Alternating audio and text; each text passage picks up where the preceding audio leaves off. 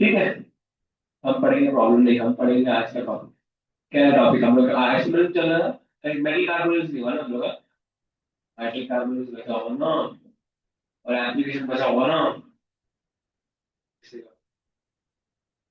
Metal carbonates और application. तुम लोग गर्ल्स लोग सब लोग ध्यान दो अपने लाइफ स्टाइल का, लाइफ स्टाइल बहुत ज्यादा जरूरी है, लाइफ स्टाइल। ठीक है, नहीं तो आगे जाकर आपको बहुत ज्यादा प्रॉब्लम आएंगे आगे उसको। और इसके लिए तो इतना ही बोलूंगा, improve your lifestyle, use lesser chemical products for real। जितने कम आप केमिकल प्रोडक्ट्स यूज करोगे, भले वो शैम्पूज हो गए, भले वो आपका क्या बोलते हैं कंडीशनर्स हो गए, भले आपका क्या बोलते हैं सनस्क्रीन हो गया, भले आपका कोई भी क्या बोल सकते हैं लिप ग्लॉस हो गया, लिप बाम हो गया, जो भी हो गया, सबसे बेयर मिनिमम यूज कीजिए, उतना आपके लिए लॉन्ग टाइम के लिए बहुत बेनिफिट रहेगा। शैम्पूज और हेयर ऑयल सब लोग आप घर पे बनाइए, उतना अच्छा रहेगा। शैम्पूज की जरूरत हमें होती नहीं यूजली, हमें हेयर ऑयल्स की जरूरत होती है, और हेयर ऑयल घर पे बना सकते हैं अलग अलग चीजों को। अगर आपको चाहिए लाइक ऑलरेडी सब वीडियोस उसको आप फॉलो कीजिए, आयुर्वेदिक ऑयल्स बनाइए और उसको यूज कीजिए, आपका हेयर लाइफ अच्छा रहेगा। But don't use any products, normal shampoo को सब फालतू रहते हैं सब। And work on your lifestyle, तो लाइफस्टाइल की वजह से आगे बहुत प्रॉब्लम आएंगे। अभी तो एज कम है, इसलिए सब कुछ हाथ हो जाएगा।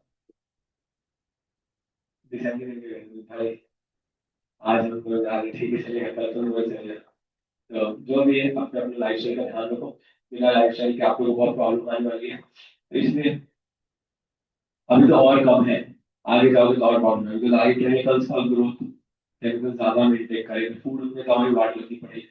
फूड हम जो भी खाते हैं उसमें ऑलमोस्ट सब अमोनिया होता है, इनऑर्गेनिक कंटेंट बहुत ज्यादा होता है, ऑलरेडी कम होता है, इसलिए अपने को गर्ल्स को इतना प्रॉब्लम फेस हो रहा है आजकल। हाँ, ऑलमोस्ट गर्ल्स जो है उनको बहुत टाइम बाद कुछ समय बाद उनको समझ में आ जाता है कि उनको जो है पीसी हो रही है, पीसी वजह से ये और नहीं, तो भी एटलीस्ट मेंस्ट्रुअल हेल्थ की तो बात लगी रहती है, लेट पीरियड्स आना, और बहुत बार क्या बोल सकते हैं बहुत हेवी फ्लो होना, ये सब होना, और बहुत सारी प्रॉब्लम्स आती है। तो इसकी वजह से लेट पीरियड्स तो बहुत कॉमन है, बहुत ही कॉमन। वो जब टाइम का तो कॉमन है, फिर टेंशन आ जाए टाइम के साथ। तो इसलिए थोड़ा ध्यान भी दो, खजूर खाओ कितना भी खाओ नहीं आते, तो इसलिए ध्यान भी देना भैया।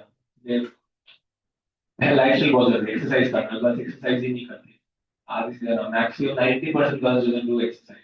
एवरी डे 5 to 10 मिनट्स आपको एक्सरसाइज करनी चाहिए, तभी आपका जो है प्रॉपर हाइड्रेशन प्रॉपर हो पाए, तभी अच्छा रहेगा। तो आगे जाके बहुत लाइफ स्टाइल प्रॉब्लम आएंगे, फिर आपका फेस भी बिगड़ जाएगा, हेयर फॉल भी होगा, फिर सब सब चीजें उसी से रिलेटेड, ओवरऑल हेल्थ बात करता है। मेरे से घर की बात चाहिए तो अच्छी पढ़ाओ, नहीं ऐसे बढ़ते आगे। नहीं तो देखता हूँ बहुत बच्चों का इतना हेल्पफुल होता है ना, 11 प्लस के बच्चे इतना हेल्पफुल होता है उन लोग का, कि उस 13 के भी इतना हेल्पफुल होता है उन लोग का, इतना इस एज में हम लोग इतने बड़े, अभी इतना बड़ा हुआ है कि उसके बावजूद भी मेरा हेयर लाइन बहुत अच्छा है और कोई प्रॉब्लम नहीं, क्योंकि मैंने इतने साल हो गए एक भी शैम्पू नहीं वापरता हूँ मैं, एक भी ऑयल नहीं लगाता हूँ। हाँ, कोई शैम्पू नहीं, कोई ऑयल नहीं लगाता हूँ मैं। क्यों? क्योंकि मुझे पता है शैम्पू सारे केमिकल, कुछ भी नहीं यूज करते हैं, सनस्क्रीन की कोई जरूरत नहीं हमारी बॉडी को। ठीक है, इतना ये जरूरी नहीं है कि हमें सनस्क्रीन लगेगी। हाँ, धूप में जाते हो थोड़ा सा अल्टरनेटिव प्रिवेंशन ले सकते हो, कि भैया आपने कुछ सर को उल्टी ले लिया या छतरी ले ली, सब सनस्क्रीन से तो बेटर ही रहेगा। और नेचुरल टैन होना कोई बुरी बात नहीं है, हमारी स्किन को नेचुरल टैन की रिक्वायरमेंट होती है। नेचुरल टैन होगा तो आपके जो स्किन के सेल्स है वो अच्छे ही रहेंगे, कुछ प्रॉब्लम आएगी। हर रोज सनस्क्रीन लगाने के लिए सनस्क्रीन वाले को जो बेच रहे हैं वो लोग जाके बोलते हैं, तभी तो वो लोग नए नए इन्फ्लुएंसर्स निकालते हैं, इन्फ्लुएंसर्स आके इंस्टाग्राम पे बोलते हैं सनस्क्रीन डेली लगाना चाहिए, कुछ नहीं हुआ कभी भी लगाना चाहिए, एक वीक एवरीडे गो, वो सब चक्कर में पड़ो। Face wash everyday face wash करना चाहिए, कोई जरूरत नहीं है एवरीडे फेस वॉश से फेस करने की। ठीक है, आप लोग अपना जो है नॉर्मली मुंह धो कुछ काम ठंडे पानी से, ठीक है, आइस के पानी के अंदर मुंह डाल के रखो, वो अच्छा रहेगा, उससे आपकी स्किन बहुत अच्छी रहेगी। नॉर्मल पानी से मुंह धो लो, अच्छा रहेगा, कोई प्रॉब्लम नहीं होता, सब सही रहेगा। केस फर्स्ट कभी तो अभी एक बार ठीक है, समझो आप बहुत ज्यादा धूल मट्टी में से जाकर आए हो तब समझ में आता है, पूरा दिन ट्रैवल किया तो समझ में आता है। ऐसे नॉर्मली यूज करना एवरीडे बहुत ही गलत है। बेचने वालों को बेचना है, इसको लोग हाइप कराते हैं एवरीडे फेस वॉश करना चाहिए, कितना पॉल्यूशन बैठता है हमारे फेस की, वाट लगती है, कुछ नहीं लगता, उल्टा जितना यूज करोगे उतनी वाट लगेगी। तो टेक केयर। पर क्या है, मेटल कार्बोनेट्स की तरफ देखेंगे क्या होते हैं, इंडियन में पहले बहुत सोची थी देखने वाला का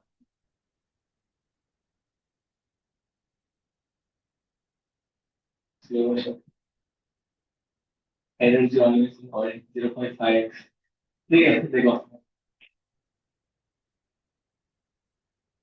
देखो तो यहाँ पे जो है मेटल कार्बोनेट्स में क्या होता है, मेटल कार्बोनेट्स में क्या है इसका, ये बहुत इंपॉर्टेंट कंसेप्ट है, देखो जरा इस पे कंसेप्ट का प्रॉब्लम काफी बच्चे लोगों से।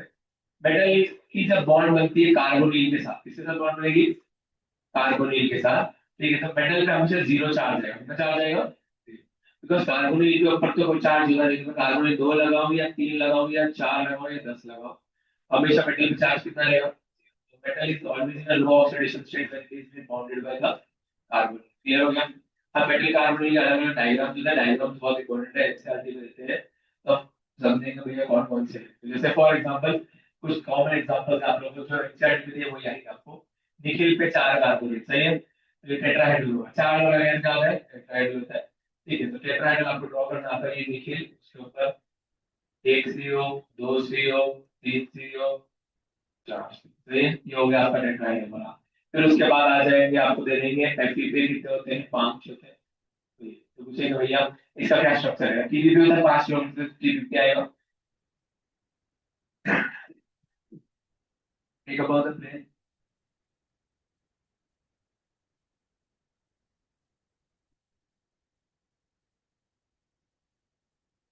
ये पीवीपी स्ट्रक्चर पूछते हैं फालतू फालतू, आपको ऑलरेडी आते हैं। 6 लोग लगाने हैं, क्रोमियम के साथ 6 लोग लगते हैं। एक आपको एक क्वेश्चन में दिया है, कुछ पूछेंगे इसका ज्योमेट्री का है या शेप का है, तो इसका आप 6 लोग लगे तो क्या बनेगा, ऑक्टाहेड्रल। ऑक्टाहेड्रल में क्या होता है, एक अबव द प्लेन, एक बिलो द प्लेन और 4 लोग प्लेन पर।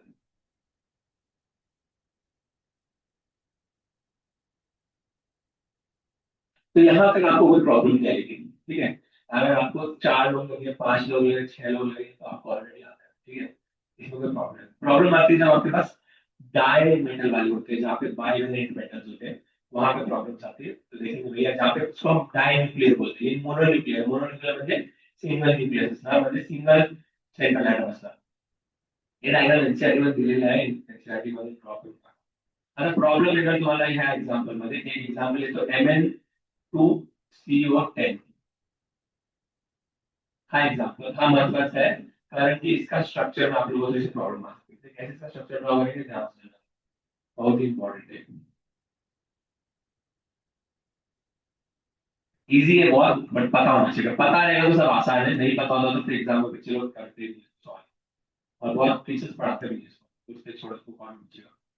आणि बघा एक एम एल ड्रॉ करा आणि तिथे बॉन्ड ड्रॉ करा मध्ये, आणि अजून एक तो एम एल मध्ये बॉन्ड असणार, तर किती कार्बोनिल दिले हैं, 10, और 5 इधर 5 इधर ड्रॉ करेंगे। ठीक है, तो 1 2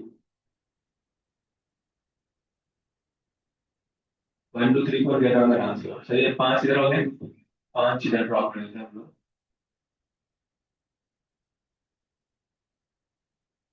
हो गया, सो दिस इज योर क्या बोलते हैं Mn2CO2। अब बोले सर क्या बचकान में चीजें पढ़ते हो, बचकान भी बहुत इंपॉर्टेंट है, तो एग्जाम में से बहुत क्वेश्चन आते हैं। अब सवाल कैसे आएंगे, सवाल पूछेंगे इसके अंदर स्ट्रक्चर के बारे में, भैया इसमें कितनी मेटल मेटल बॉन्ड, तो मेटल मेटल वाली मेटल मेटल वाली बॉन्ड कितनी है, एक। समझ में, मेटल कार्बोनिल बॉन्ड कितनी बताओ जरा, 10। समझ में, इस तरीके से आप सवाल पूछ सकते हैं, सवाल का क्लियर, बहुत बढ़िया। इसके अलावा एक और इम्पोर्टेंट है, वो देख लेते हैं हम लोग। अजून एक इम्पोर्टेंट है, तो है कोबाल्ट के साथ 8 कार्बोनिल। इसमें थोड़ा सा कंफ्यूजन होता है तुम लोगों को, इसके ध्यान से देखना, 2 कोबाल्ट होते हैं, डाई कोबाल्ट के साथ 8 कार्बोनिल। ठीक है, पहले तो दोनों के दोनों कोबाल्ट नहीं है ये, और दोनों के दोनों कार्बोनिल नहीं है, एक कोबाल्ट और एक क्या है, बढ़ के आ गया, फिर कैसे ड्रॉ करेंगे उधर, कोबाल्ट कोबाल्ट में बॉन्ड बनाओ, बनानी कोबाल्ट कोबाल्ट में। अब ध्यान से देखो, अब कितने हैं हमारे पास, टोटल 8 है, तो 8 में से दो हमें ब्रिज पे लाने, दो कहाँ पे लाने हैं, ब्रिज पे लाने, सो ब्रिज बॉन्ड।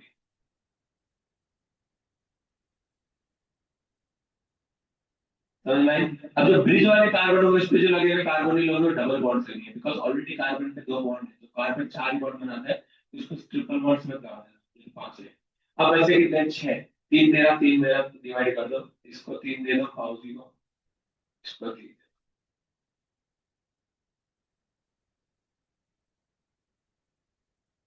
कर लो। अब पूछेंगे ब्रिज वाले कार्बोनिल कितने हैं, कितने हैं? 2। टर्मिनल वाले कितने हैं? 6। टर्मिनल म्हणजे कोने वाले, एंड वाले कितने हैं? 6। और ब्रिज वाले कितने हैं? 2। मेटल मेटल में कितनी बॉन्ड है? 1।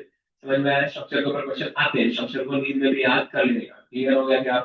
मैंने जो नोट्स दिए उसके अंदर एक कोबाल्ट कोबाल्ट वाली बॉन्ड पता नहीं कैसे प्रिंट नहीं हुई है, तो इसको याद रखना। मैं जो नोट्स दूंगा, नोट्स में ये वाली बॉन्ड आई नहीं है, तो तुमने उसको याद से रखना, ये वाली बीच में बॉन्ड होती है मेटल मेटल।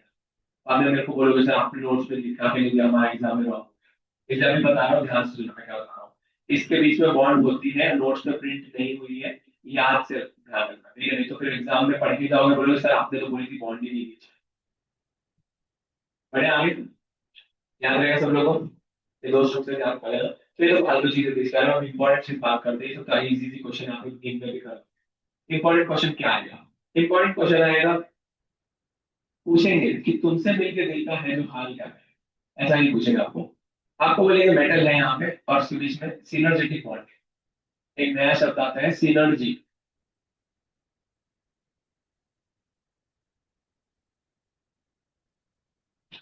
सिनर्जेटिक बॉन्डिंग का ऐसे लक्ष्य है, बॉन्डिंग बॉन्ड कंसेप्ट है, इजी कंसेप्ट है, लोग पढ़ाते नहीं है तो इसलिए हार्ड लगता है। क्या होता है सिनर्जेटिक बॉन्ड? सिनर्जी का मतलब होता है कंबाइंड एनर्जी, क्या बोला? Combined energy. ये जैसे फॉर एग्जांपल मान लेते हैं कि भाई मुग्धा की लाश पड़ी यहाँ पे, ठीक है, और उसको धक्का देके लेके जाना है, क्लियर? साइली अकेले धक्का दे रही है, साइली अकेले धक्का दे रही है, तो उसमें इतनी एनर्जी नहीं है कि मुग्धा की लाश को धक्का दे। फिर उसके बाद साइली के साथ जो है ये भी आ जाती है, अस्मिता भी आ जाती है, ठीक है, और जो है क्या बोल सकते हैं, कौन आती है, उपमा भी आ जाती है। फिर तीन मिलकर रखा गया, तो इन तीनों की एनर्जी को बोलेंगे सिनर्जी, क्या बोलेंगे? सिनर्जी। अगर एक जन की एनर्जी तो एनर्जी, और दो या तीन जन की एनर्जी मिक्स है, सब लोग एनर्जी मिक्स होकर आने से बोलेंगे सिनर्जी। तो कंबाइंड एनर्जी को क्या बोलते हैं हम लोग? सिनर्जी। समझ में आया मुद्दा? कभी भी पेट एग्जाम में कहीं पे भी जीवन में थोड़ा दे दो, सिनर्जी याद नहीं है तो याद करना। मैं लास्ट ऐसे पढ़ी हुई थी, लगा कर, ठीक है? बहुत बढ़िया, बुरा मत मान बेटा, ठीक है? अगर बुरा लगे प्रैक्टिकल कर दीजिए। तो सिनर्जेटिक बॉन्डिंग, सिनर्जी मतलब क्या होता है? Combined energy. आता काय असते लक्ष द्यायचं, फॉर एक्झाम्पल इथे मी एक मेटल घेतो, या मेटल मध्ये एम्प्टी डी ऑर्बिटल्स असतात, काय असतात? Empty D orbital. Empty D orbital समझ में आ गया? क्या बोलता है एम्प्टी म्हणजे एम्प्टी, ठीक है, मैं शुरू एम्प्टी डी ऑर्बिटल है। आता इथे कार्बोनिल आहे, कार्बोनिल मध्ये कार्बन ऑक्सिजन मध्ये ट्रिपल बॉन्ड असते,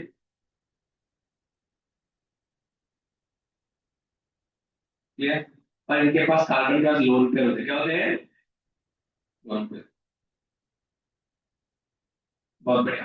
तो लिगेंड का काम होता है इलेक्ट्रॉन डोनेट करना, मेटल का काम होता है एक्सेप्ट करना। तो अमीर भिखारी को इलेक्ट्रॉन देगा तो उसको देने दो, दे। वाह। तो इधर इसने इलेक्ट्रॉन दे दिया, मैंने क्या उसी नॉर्मल आपकी कोऑर्डिनेट सिग्मा बॉन्ड। समझ में आएगा? पहली बार पहली करोगे इसको कोऑर्डिनेट सिग्मा। अब ध्यान से सुनिए, क्या होता है, मेटल होता है उसके पास कुछ फील्ड डी ऑर्बिटल्स होते हैं, क्या होते हैं? फील्ड डी ऑर्बिटल मतलब भरे हुए डी ऑर्बिटल्स होते हैं। मेटल के पास क्या होते हैं? कुछ field D orbitals. Field D orbitals मतलब भरे हुए डी ऑर्बिटल्स होते हैं, क्लियर? मेटल के पास क्या होता है? फील्ड डी ऑर्बिटल मतलब भरे हुए डी ऑर्बिटल। ध्यान से। अब मेटल्स चाहते हैं कि कभी कभी वो भी डोनेट करें, कभी कभी वो भी क्या करें? डोनेट। कौन से इलेक्ट्रॉन डोनेट करेंगे? जो ऑलरेडी भरे हुए, पर वो यूजुअली डोनेट करते नहीं, कर नहीं पाते। क्यों नहीं कर पाते? बिकॉज सामने वाला व्यक्ति भी तो भिखारी होना चाहिए, भीख मांगने के लिए कटोरा चाहिए, भीख मांगने का चाहिए। पर लिगैंड्स कैसे होते हैं? दानी होते हैं, उनके पास पैसा होता है, सही है, तो लिगैंड तो डोनेट करते हैं। तो लिगैंड के सामने से डोनेट करने वाला है तो उसको मेडल क्या ही दे, खुद ही अमीर है तो खुद देने वाले। पर कुछ लिगैंड्स होते हैं जिनके पास दोनों क्वालिटी होती है, भीख भी मांग सकते हैं, भीख दे भी सकते हैं। ऐसे खाली एक ही लिगैंड है, कार्बोनिल कौन सा? कार्बोनिल अकेला लिगैंड है जो डी तो देता है पर साथ में उसका खाली कटोरा भी होता है, उसको कोई दे दे तो तुरंत कटोरा आगे करके समझ देते हैं। समझ में आया? फिर से समझो। कार्बोनिल अकेला ऐसा लिगैंड है जो क्या करता है, डी देता तो है, साथ में ले दी, डी लेने के लिए क्या चाहिए, एम्प्टी ऑर्बिटल्स क्या चाहिए। कार्बोनिल के स्ट्रक्चर में क्या होता है, कार्बोनिल के स्ट्रक्चर मध्ये इथे 5 स्टार अँटीबॉन्डिंग ऑर्बिटल्स खाली असतात, 5 स्टार अँटीबॉन्डिंग मॉलिक्युलर ऑर्बिटल्स काय असतात, एम्प्टी. कळलं? आणि इथे मेटल कडे काय आहे, डी ऑर्बिटल जे कसे आहे, फील्ड आहे. मग मेटलिझम काय करणार, आपले 2 इलेक्ट्रॉन इथे डोनेट करणार. कळलं सगळ्यांना? यस. इसका हम इसको बोलते हैं बैक बॉन्डिंग. इसे क्या बोलेंगे, बैक बॉन्डिंग. ये नॉर्मल बॉन्ड बनी और ये उल्टी बॉन्ड बनने को क्या बोलते हैं, बैक बॉन्डिंग. समझ में? Back breaching Nicholls, back breaching. बहुत बढ़िया. इसे क्या बोलेंगे, बैक बॉन्ड. अब ये जो बॉन्ड बनी ये भी कोऑर्डिनेट है, 2 इलेक्ट्रॉन और पहली वाली जो बनी सिग्मा कोऑर्डिनेट, दूसरी वाली कौन सी बनी, पाई कोऑर्डिनेट. समझ में आएगा? तो इस तरह की ऐसे लिगैंड्स को बोलते हैं पाई एक्सेप्टर लिगैंड्स. ऐसे लिगैंड्स को क्या बोलेंगे, पाई एक्सेप्टर लिगैंड्स. क्लियर हो गया? पाई एक्सेप्टर लिगैंड का एक ही एग्जांपल याद रखना है आपको. कौन सा बताया मैंने आपको, कार्बोनिल. कौन सा बताया? इसके अलावा भी होता है पीआर3 होता है, पर वो दोनों के काम का नहीं है. ठीक है. फॉस्फोरस के ऊपर ट्राई फिनाइल ग्रुप लगे होते हैं, ट्राई अल्काइल ग्रुप लगे होते हैं, और वो सब दोनों के काम करें, तुम लोग इतना याद रखना. ठीक है. तब ध्यान से सुनो मैं क्या बोल रहा हूँ, फिर से सुनना एक बार मैं क्या बोलता हूँ, एकदम ध्यान से. मेटल भिकारी असतो, कार्बोनिल काय करतो, इलेक्ट्रॉन डोनेट करतो, नॉर्मल मेटल लिगॅंड बॉन्ड बनते. कळलं सगळ्यांना? येस. परंतु मेटल कडे काही फील्ड फील्ड म्हणजे भरलेले डी ऑर्बिटल्स असतात आणि मेटल त्या इलेक्ट्रॉनला डोनेट पण करू शकतो. कळलं? परंतु मेटल नॉर्मली डोनेट करत नाही, कारण की समोरच्या लिगॅंडवर एम्प्टी ऑर्बिटल्स नसतात. म्हणून हा ही सिनर्जेटिक बॉन्डिंग होत नसते. परंतु कार्बोनिल मध्ये एम्प्टी पाय स्टार ऑर्बिटल असतो. कुठला ऑर्बिटल, एम्प्टी पाय स्टार. कळलं सगळ्यांना? येस. तर मेटल काय करणार, आपले 2 इलेक्ट्रॉन या पाय स्टार ऑर्बिटल मध्ये डोनेट करणार. बरोबर का? आता जर लिगॅंड डोनेट करतो मेटलला, तिथे नॉर्मल बॉन्ड बनते, त्याला आपण काय म्हणतो, सिग्मा बॉन्ड. आणि ज्यावेळी मेटल डोनेट करतो लिगॅंडला, त्याला आपण काय म्हणतो, बॅक बॉन्डिंग. आणि बॅक बॉन्डिंग काय निर्माण होते, पाय बॉन्ड. कुठली बॉन्ड निर्माण झाली, पाय. कारण की अजून पहिलेच आधीच एक बॉन्ड आहे ती सिग्मा, नंतर दुसरी बॉन्ड कुठली असणार, पाय. वाव. आता याची एनर्जी आणि याची एनर्जी कंबाईंड एनर्जी आपण काय म्हणणार, सिनर्जी. म्हणून याला आपण काय म्हणतो, सिनर्जेटिक बॉन्डिंग. कळलं का? वाव. येस. त्याची मराठी बोललं बरोबर. तर दो फोटो लिखा हुआ मराठी साहित्य विश्लेषण, साहित्य लिखूंगा. ठीक है. समझ में आया सब लोगों को? अब फर्क क्या पड़ेगा इससे, फर्क आप लोगों को पूछने नहीं, बट आपको बता देता हूँ, आप लोगों को पूछेंगे. लक्ष रहे काय होणार. याच्याने होणार काय की इथे बघा, जर मेटल कार्बोनिल मध्ये पहिले एक बॉन्ड होती, आता किती बॉन्ड झाले, 2. मग नंबर ऑफ बॉन्ड्स वाढले का, बरोबर का? मग मेटल कार्बोनिलचा किंवा मेटल आणि कार्बनची जी बॉन्ड ऑर्डर आहे, मेटल आणि कार्बनची जी बॉन्ड ऑर्डर आहे ती बॉन्ड ऑर्डर वाढणार. बरोबर का? काय करणार, मेटल आणि कार्बन मध्ये हे या मेटल कार्बोनिल मध्ये पहिले एक बॉन्ड होती आणि बॅक बॉन्डिंग की वजह से किती बॉन्ड हो गई, 2 झाली. बरोबर का? मग बॉन्ड ऑर्डर वाढला का? आता जर बॉन्ड ऑर्डर वाढणार तर बॉन्डची स्ट्रेंथ पण वाढणार, कारण की number of bond is directly proportional to bond strength. मग मेटल आणि कार्बनचे मधली बॉन्ड स्ट्रेंथ पण वाढणार. आणि जर बॉन्ड ऑर्डर वाढला तर बॉन्ड लेंथचं काय होणार, कमी होणार. येस. मग due to synergetic bonding metal आणि कार्बनची जी बॉन्ड आहे त्याची बॉन्ड लेंथ काय होते, कमी. कळलं सगळ्यांना? आणि बॉन्ड स्ट्रेंथ काय होते, वाढ. परंतु कार्बन आणि ऑक्सिजन मध्ये काय होते, लक्ष द्या. इथे कार्बन आणि ऑक्सिजन मध्ये पण बॉन्ड आहे का, इथे कार्बन आणि ऑक्सिजन मध्ये पण बॉन्ड आहे. आपण ज्यावेळी मॉलिक्युलर ऑर्बिटल डायग्राम्स बघत होतो तर आपण बॉन्ड ऑर्डरचा फॉर्म्युला बघितला. कुठला फॉर्म्युला, बॉन्ड ऑर्डरचा फॉर्म्युला काय होता, सांगा बरं. बॉन्डिंगचे इलेक्ट्रॉन्स मायनस अँटी बॉन्डिंगचे इलेक्ट्रॉन डिवायडेड बाय. बरोबर का? जर मी अँटी बॉन्डिंगचे इलेक्ट्रॉन्स वाढवले तर ओव्हरऑल बॉन्ड ऑर्डर मध्ये काय फरक आहे, कमी होणार की वाढणार, कमी होणार की वाढणार, कमी होणार. कारण की इक्वेशनच्या या बाजूला आहे अँटीबॉडीचे इलेक्ट्रॉन, मग अँटीबॉडीचे इलेक्ट्रॉन वाढले ओव्हरऑल बॉन्ड होणार बरोबर का. म्हणजे ज्या वेळी आपण अँटीबॉन्डिंग मध्ये इलेक्ट्रॉन्स टाकतो त्या वेळेत काय होणार, बॉन्ड काय होणार, कमी होणार, काय होणार, कमी, बरोबर का. मग इथे मेटल्स कुठे इलेक्ट्रॉन देत आहे, कार्बनच्या अँटीबॉन्डिंग ऑर्बिटल. मग अँटीबॉन्डिंग ऑर्बिटल मध्ये इलेक्ट्रॉन आले की ओव्हरऑल कार्बोनिल ची बॉन्ड ऑर्डर काय होणार, कमी होणार. Due to electrons in antibonding pi star orbitals, the bond order of carbon oxygen bond is decreased.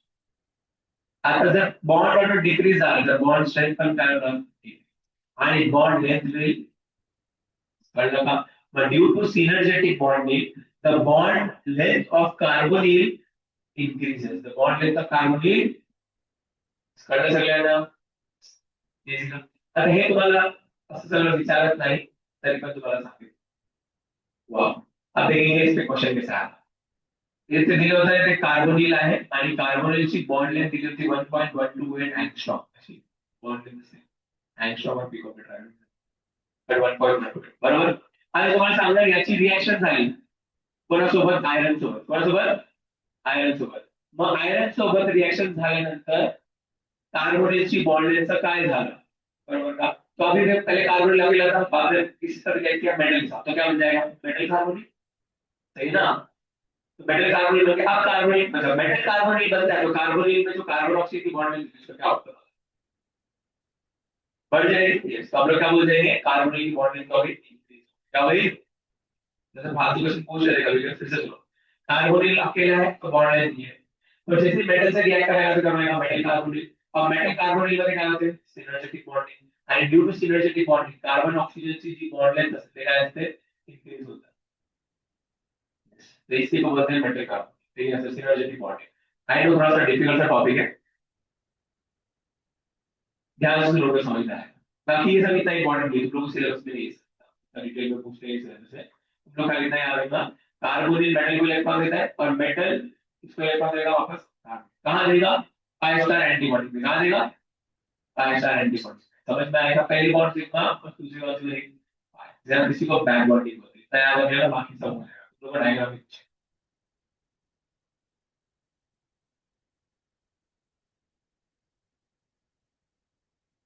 हाँ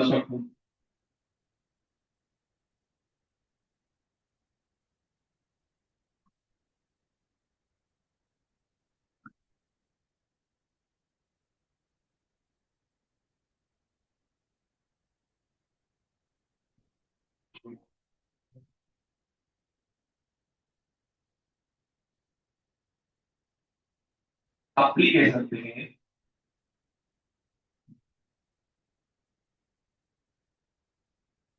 ये देखो ये मेटल कार्बोनिल वाले स्ट्रक्चर्स. स्ट्रक्चर यहाँ पे दिए हैं, मैंने ड्रॉ करके आपको ऑलरेडी दिखा दिए सारे स्ट्रक्चर्स. आप यहाँ से ड्रॉ कर सकते हैं. ये सिनर्जेटिक बॉन्डिंग का डायग्राम है, आप यहाँ से कॉपी करना चाहो तो यहाँ से कर लो. मेरा वाला देखा नहीं, मेरा वाला कॉपी करें, दोनों सेम ही है. ठीक है, तो अगर आपको ये समझ में आया तो ये बना लेना, और वो समझ में आया तो फिर मेरे नोट्स में दिया हुआ मेटल कार्बोनिल किधर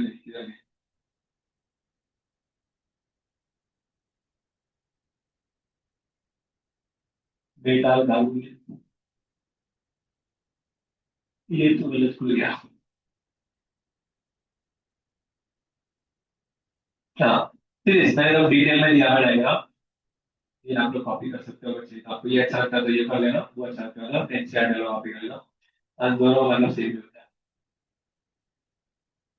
बरं, तो ये सब बता के तुम लोग को इम्पोर्टेंट एप्लीकेशन देखिए. एप्लीकेशन काय काय असतं, एप्लीकेशन तुम्ही परत एकदा रीड करा, जो जो मैं बता रहा हूँ. क्लियर. तो एप्लीकेशन में से सबसे पहले बात करेंगे भैया, इसमें आता है एनालिटिकल केमिस्ट्री में काम आता है. एनालिसिस में क्या होता है, एनालिसिस करना मतलब बहुत सारे जगहों पे एनालिटिक एनालिसिस करना होता है कि कौन सा कंपाउंड प्रेजेंट है, कौन सा कंपाउंड प्रेजेंट नहीं है. तो वहां पे एनालिटिकल केमिस्ट्री के अंदर जो है काम आते हैं चिलेटिंग लिगैंड्स. जो लिगैंड्स होते हैं वो क्या करते हैं, बहुत कहीं पे भी जो भी सॉल्यूशंस में पता लगाते हैं कि क्या चीज प्रेजेंट है. फॉर एग्जाम्पल अगर आपके निकल प्रेजेंट है तब डीएफजी डाल दो तो रेड कॉम्प्लेक्स आ जाएगा पानी लेके.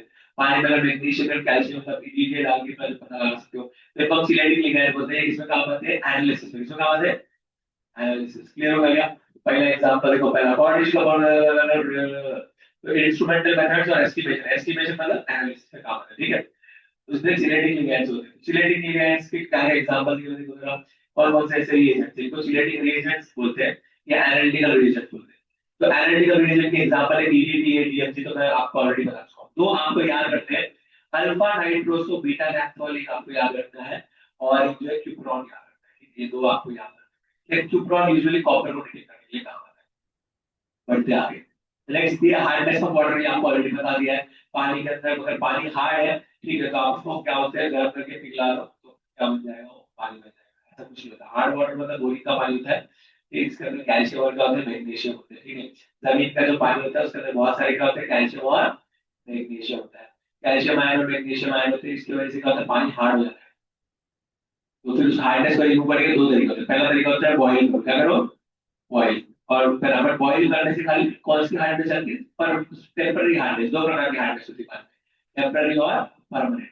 तो अगर पानी में टेम्पररी हार्डनेस तो बॉइल करने से मिल जाएगी, बट अगर पानी में परमानेंट हार्डनेस है वो बॉइल करने से जाएगी। इसके लिए आपको क्या लगेगा, पीडीटी।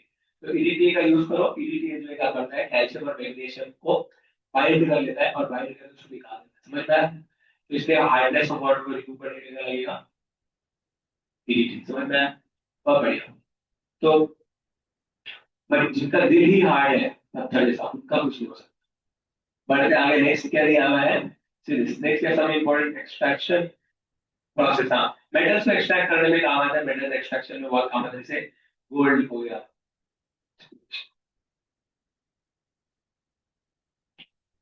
ठीक है, ठीक, क्या है इस बात कैसे आए देखो, चाहे फोन पे, अरे बच्चों ने लगा दे दिए, पता नहीं वो भी खराब हो गया सब, बच्चों को यही काम, क्या कर दिया अपना शिनचैन वाली घोड़ी थी, और शिनचैन वाला पेन, और शिनचैन वाला चश्मा, और साथ में शिनचैन के बहुत सारे स्टिकर्स, क्या था, डायरी, शिनचैन, तो शिनचैन वाला चल ऐसे, और फिर स्टिकर लगा दिए इसको। हाँ, ठीक है, बढ़ते आगे, सुनो, क्यों पता नहीं, देखो जरा, सम इम्पोर्टेंट, हाँ, मेटल की एक्सट्रैक्शन में एक औरत थी साउथ इंडिया में, वो क्या करती थी, पूरी की दुकान पे काम करती थी, तो मैंने बताया स्टोरी, नहीं बताया थी, ठीक है, चलेगा। हाँ, इसी की स्टोरी थी, श्रावणी की। श्रावणी जैसे एक औरत थी, गोल्ड की दुकान पे काम करती थी, उसे पता चला गोल्ड को एक्सट्रैक्ट करने में, गोल्ड को क्लीन करने में किसका यूज करते हैं, साइनाइड का। साइनाइड एक पोटेंट पॉइजन होता है, उसको जब पता चला, बाद में वहां पे काम करती थी, पर वो अमीरों से बहुत जल्दी थी, वो काम नहीं कर, वहां पे लेबर थी, बहुत जल्दी थी, वही लोग इतना पैसा है गोल्ड लेने, वो क्या करे, वो जो जो औरतें आती थी, जो अमीर होती थी, वो बोलती थी मैं यहाँ पे पार्ट टाइम जॉब करती हूँ, बाकी मेरा मेन काम जो है वो पूजा प्रतिष्ठा करवाता है। यूजुअली गोल्ड रहते कोई भी आता है, जब किसी के घर कुछ शादी है, कुछ ना कुछ फंक्शन हुआ है, ऐसा कुछ करवा, तो अच्छी बात है, वो बोलते थे ऐसा पूजा करवा लो, वैसा पूजा करवा लो, उसके बाद बहुत टाइम बातें करती थी, बात बोलते थे आपके घर में ये प्रॉब्लम है, आपकी बेटी की शादी हो रही है, तो आप ये पूजा करवा लो, बोले ठीक है। बाद में उनको बुलाते थे, कोई बाहर के गाँव के यहाँ के नियर बाई के मंदिर के यहाँ पे, तो थोड़ा आउटस्कर्ट्स होता था, वहाँ पे बुलाती थी, पूजा करती थी, ऐसे नाम टाइप का, उसके बाद प्रसाद दे दिया, प्रसाद में साइलेंट मिला के देती थी, और साइलेंट मिला के वो मर जाते थे, और फिर गोल्ड लेके भाग जाती थी। And this is a real story, जाके, हाँ, साइलेंट, मलाई, हाँ साइलेंट मलिक को बरोबर है, आपकी स्टोरी किसको नहीं पता, ठीक है। तो साइलेंट गोल्ड को एक्सट्रैक्ट करने में काम आता है, इसको एक्सट्रैक्ट करने वाला है गोल्ड और सिल्वर, गोल्ड और सिल्वर के एक्सट्रैक्ट साइलेंट काम आता है, याद रखें, क्लियर। आगे इसको मेटलर्जी में आपको अच्छे से पढ़ाएंगे, ऐसा बनता है गोल्ड साइलेंट कॉम्प्लेक्स, KuCl2 ऐसा बनता है, ठीक है। प्यूरिफिकेशन ऑफ मेटल, निकल को प्यूरिफाई करने में काम आता है, निकल कार्बोनिल कॉम्प्लेक्स बनाओ और वहाँ पे कार्बोनिल को डाल दो, बन जाएगा निकल। जो नॉर्मल निकल रहता है वो इम्प्योर मिलता है जमीन में, हम उसके अंदर कार्बोनिल डाल देते हैं, तो निकल कार्बोनिल कॉम्प्लेक्स बन जाता है, बाकी इम्प्योरिटी सब साइड, ठीक है। फिर निकल कार्बोनिल कॉम्प्लेक्स को हीट करो, हीट करने से कार्बोनिल उड़ जाएगा, वैसे का प्योर निकल, तो प्यूरिफिकेशन ऑफ निकल में काम आता है, ठीक है। नेक्स्ट आता है आपके बायोलॉजिकल मेथड, ये सब तो मैं आपको ऑलरेडी बता चुका हूँ, बायोलॉजिकल वाले में क्या होता है। बायोलॉजी में सबसे पहले देखेंगे तो ब्लड, खून की बात करेंगे, तो खून में जो है आपके ब्लड के अंदर हीमोग्लोबिन होता है, हीमोग्लोबिन के अंदर क्या होता है, आयरन, समझ में आएगा। तो आयरन होता है। फिर नेक्स्ट बात करेंगे इसके, क्या नाम आपका, अब क्लोरोफिल, क्लोरोफिल में क्या होता है, मैग्नीशियम होता है, और मैग्नीशियम 2+ होने की वजह से आपका क्लोरोफिल का कलर क्या होता है, ये होता है, ग्रीन, सही है। और उसके बाद फिर नेक्स्ट आता है तुम्हारा विटामिन बी 12। विटामिन बी 12 का होता है साइनोकोबाइल, हम समझ में आएगा, तो उसके लिए जो है साइनोकोबाइल अमीन होता है विटामिन बी 12, क्लियर। और साइनोकोबाइल बहुत ज्यादा जरूरी होता है because vitamin B 12 is the सबसे important vitamin in our body, one of the most important vitamin अगर देखेंगे हमारी बॉडी का तो कौन सा है, विटामिन बी 12। हमारे बॉडी के बहुत सारे फंक्शन से रिलेटेड होता है विटामिन बी 12, क्लियर हो गया। इवन जो क्या हो सकते हैं बहुत सारा जो किडनी रिलेटेड प्रॉब्लम्स आते हैं वो सभी विटामिन बी 12 की वजह से ही आते हैं। स्पेशली जो लोग ड्रिंक करते हैं अल्कोहल लेते हैं उनका विटामिन बी 12 की मार लग जाती है बिकॉज ड्रिंक करने से अल्कोहल पीने से विटामिन बी 12 हमारे किडनी में जो होता है वो रह नहीं पाता। किडनी के अंदर हमारे विटामिन बी 12 की साइड में लेयर बनती है, वो लेयर में जो विटामिन बी 12 बहुत छोटे छोटे बैठे होते हैं और उसकी वजह से विटामिन बी 12 हमारी बॉडी में अच्छे से रहता है। पर जब कोई व्यक्ति दारू पीता है तो दारू पीने से दारू अल्कोहल के molecules vitamin B 12 side out कर देते हैं और खुद जाके बैठ जाते हैं, तो विटामिन बी 12 को बॉडी से निकालने का काम करता है अल्कोहल। अगर अल्कोहल लेंगे तो विटामिन बी 12 बहुत कम हो जाएगा, ठीक है। तो विटामिन बी 12 बहुत जरूरी है। फिर उसके बाद ये ऑटो इम्यून में काम आता है, उस लोगों ने पढ़ा होगा। ऑटो इम्यून में क्या होता है, उसको एंटी पेर्निशियस एनीमिया फैक्टर, सही है, उसमें काम आता है। क्या होता है एंटी पेर्निशियस एनीमिया फैक्टर में, ऑटो इम्यून डिजीज होता है वो कि वो वाइट ब्लड सेल्स से कुछ होता है ऐसा। तो पढ़े तो लोग पढ़े लिखे सर। और ये कहाँ लिखा है, ठीक है ना, विटामिन बी 12 साइड को बना है एंटी पेर्निशियस एनीमिया फैक्टर। तो मेरे को जहां तक पता है ऑटो इम्यून डिजीज कुछ होता है, तो उसकी वजह से ये हमारे बॉडी के अंदर एंटीबॉडीज बनाने का काम करता है। अगर ये नहीं होगा विटामिन बी 12 तो हमारी बॉडी में एंटीबॉडीज बनती नहीं और इम्यूनिटी सिस्टम में प्रॉब्लम आनी शुरू हो जाती है, ऐसा तरीका नाले कुछ तो पढ़े नहीं पाया इसके बारे में।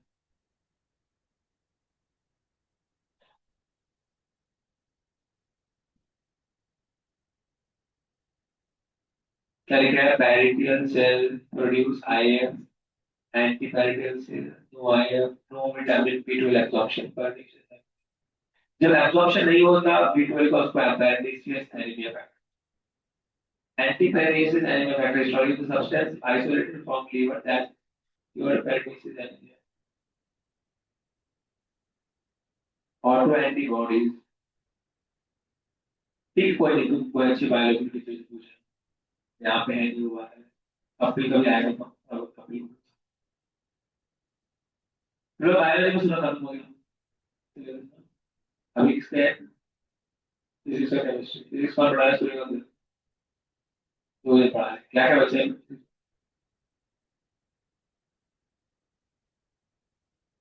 कितना टाइम लगेगा, 2 महीना। केमिस्ट्री में तो हमारे 2 चैप्टर बच जाएंगे, कॉलेज में हो गया डी एन ब्लॉक और पी ब्लॉक। एटॉमिक स्ट्रक्चर तो फिजिकल का पार्ट है,